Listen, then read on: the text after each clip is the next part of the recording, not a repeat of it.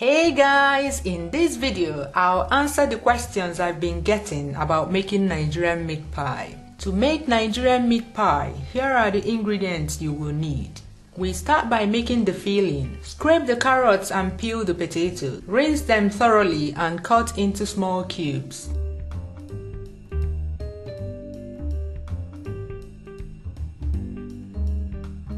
Cut the onions into small pieces. We prepare the thickener. The job of this thickener is to bind the meat pie filling. It also keeps the filling moist during baking. If you do not add it, the meat pie filling may be dry after baking and the meat pie will not be as yummy.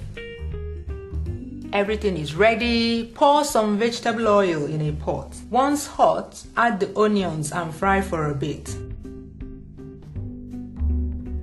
Then add the minced meat. Start stirring, separating the meat with the spatula as you fry so that in the end, you have standalone pieces of meat. Minced meat is also known as ground meat. You can buy it from any big supermarket, ShopRite, Walmart, Tesco, Sainsbury's, Carrefour, Alcampo. In meat markets where I live, they have machines for grinding meat. If you can't buy minced meat, just cut your beef into very tiny pieces and you have minced meat. Fry the meat till it looks pale. Here you can see the difference between the raw minced meat and the fried one.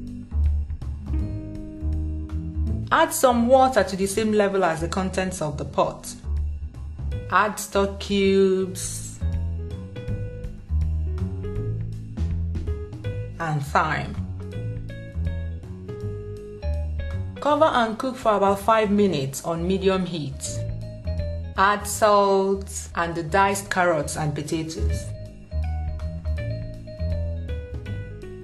Top up the water again to the same level as the contents of the pot. Cover and cook till the potatoes are cooked but not too soft. Then add the thickener.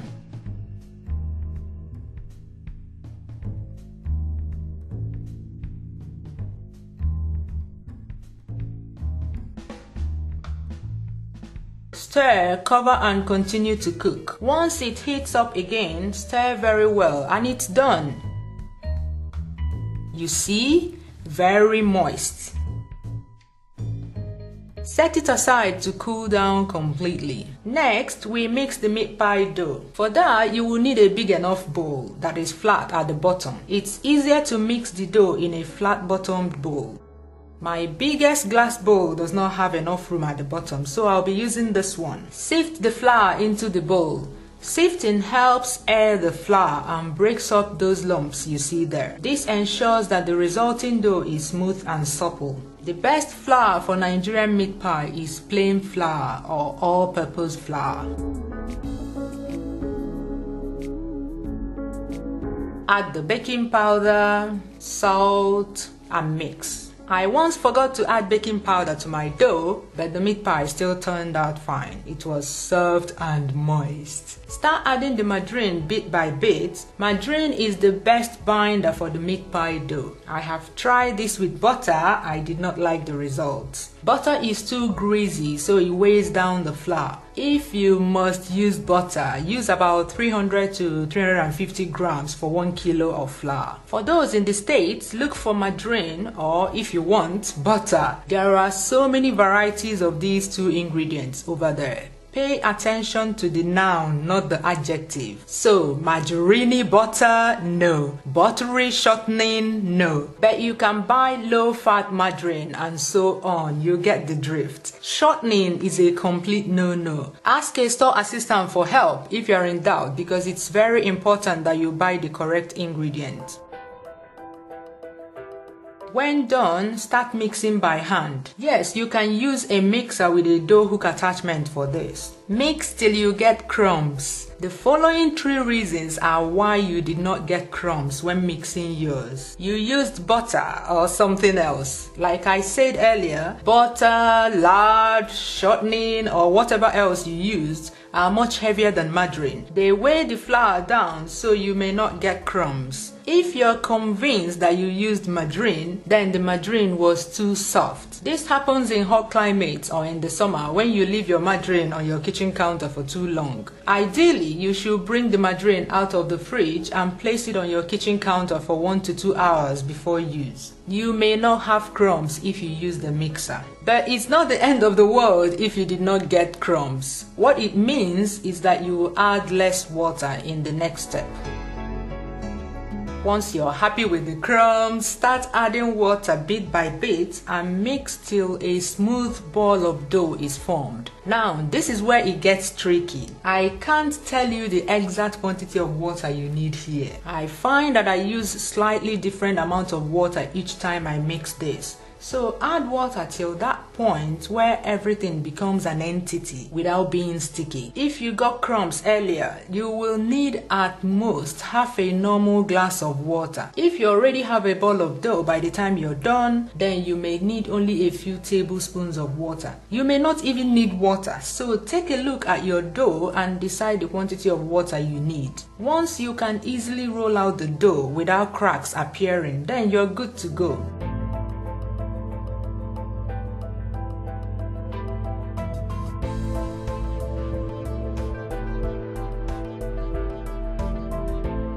Knead it for a bit on a flat surface. Once you're happy, put it back in the bowl and cover with a plastic film, aluminium foil or a pot cover, and set aside to rest for 10 minutes. This step helps make the dough easier to work with. While we are standing by for the dough, rub some margarine on the oven tray. This prevents the meat pies from sticking to the tray during baking. Break the egg and beat it. It will be used to seal and glaze the meat pies. And here's what the filling looks like when it has cooled down completely. After 10 minutes, knead the dough for a bit, and this time you will find that it is very soft and the dough is smoother.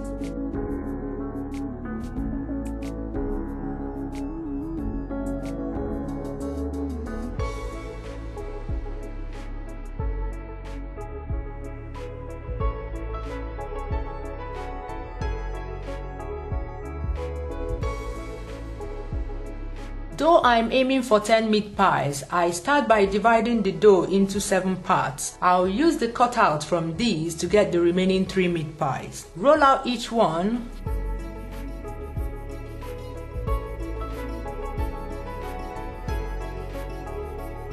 Cut and scoop the filling on top. Make a ridge, not a mound. That way it is easier to close the pie. Rub the egg on the inside edge of the dough. This acts as a seal for the meat pie. Fold and press down on the edges with your fingertips.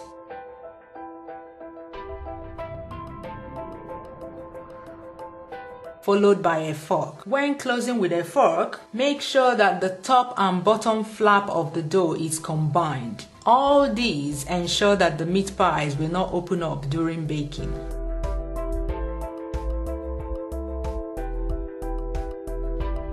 Gently lift the pie and place in the greased oven tray.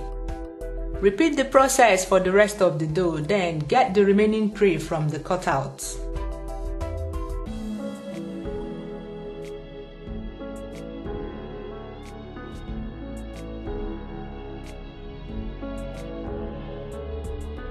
You can hide the last tiny cutouts in the pie like this.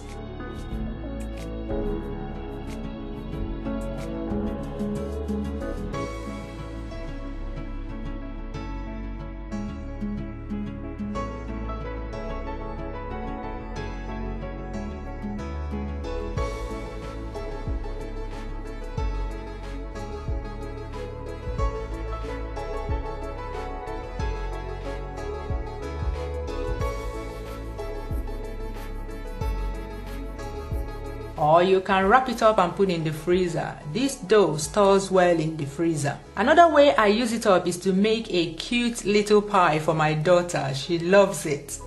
Finally, rub the egg on the meat pies for a golden look.